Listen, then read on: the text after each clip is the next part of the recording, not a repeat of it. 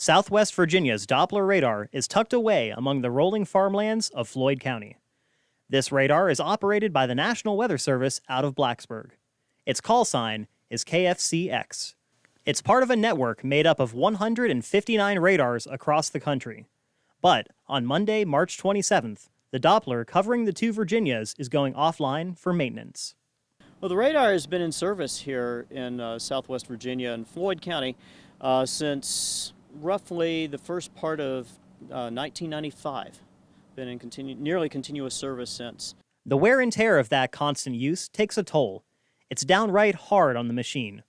The Weather Service reports when you have vital equipment like this, especially when it carries a price tag that runs into hundreds of millions of dollars, you want to make sure it gets preventative care.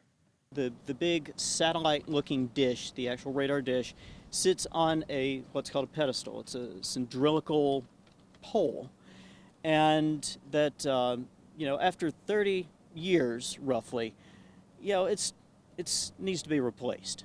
This radar dish is 28 feet in diameter and is surprisingly light due to being balanced by weights. Its movement is controlled by two small motors, one for revolving horizontally and the other one for tilting the angle up and down. The radar works by emitting a beam that scans the atmosphere. That data is then transmitted into these computers and then fed to National Weather Service offices across the country. After that, it's turned into the radar products that you see on your phone and on TV. The National Weather Service then uses those radar products in the moment to monitor thunderstorms and determine if a warning needs to be issued. With that being said, the Blacksburg radar services 8 counties in our area: Mercer, Bland, Giles, Wythe, Tazewell, Monroe, Summers, and Greenbrier. With severe weather season just about here, what sort of impacts will be felt in our area when KFCX goes down for repairs? We're not flying blind when the radar is down. We have other tools at our disposal, and we've been trained to do that. One such tool is the GOES satellite, which can be helpful in many ways that radar can't. By monitoring satellite imagery, we can look at cloud formations to pinpoint developing thunderheads. Lightning data from the satellite can also be used to help track ongoing storms. Another helpful tool is data from surrounding radar sites, which can be used to fill in the hole left by the Blacksburg radar. Even when the radar is down, the meteorologists out at the National Weather Service, we're going to be relying on surrounding radars. Such as the one in Charleston, occasionally use the one in Morristown, Tennessee. The repairs are expected to take about 2 weeks. They will use a crane to remove the radar dome. Once complete, though, this dish will sit on a new pedestal.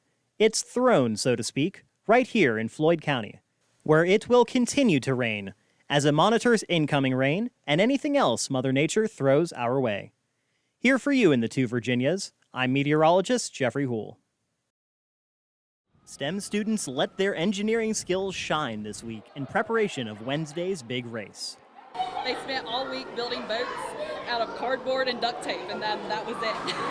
But they had a great time, and I think they got a little wet. But the lessons aren't just about engineering. They're learning how to do their problem-solving skills, like those soft skills that they don't really get from a lot of looking through a book, Students competed by building boats in a group. It's an exercise that sharpens their ability to be a contributing member of a team. Together, they had to overcome challenges to see whose boat could make it the farthest in this indoor pool. It's 8.5 feet in the deep end. Pretty hard, pretty stressful. After Mr. Ramsey said we only had 5 minutes, we just started darting through everything. I made 2 boxes where they stick to the boat and so they can float. Colt and Chris, along with their third teammate, Gunnar, ended up making it about halfway across the pool before they sank. But the hope is what these students learn along the way remains anchored in their education. The beauty of this project is that it's the students' creation, and it allows them to learn what it takes to get across the pool and what barely treads water. Well, that's the thing, kind of trial and error. Really, it's just some of them sat deeper in the boat and kind of stayed in the water a little longer, but mainly just trial and error. We had a lot of mathematics involved, a lot of reading, a lot of technology. They were looking up boats to see how they would go. One student, Serenity Reed, not only made it all the way across the pool, but she even made it halfway back to the starting line.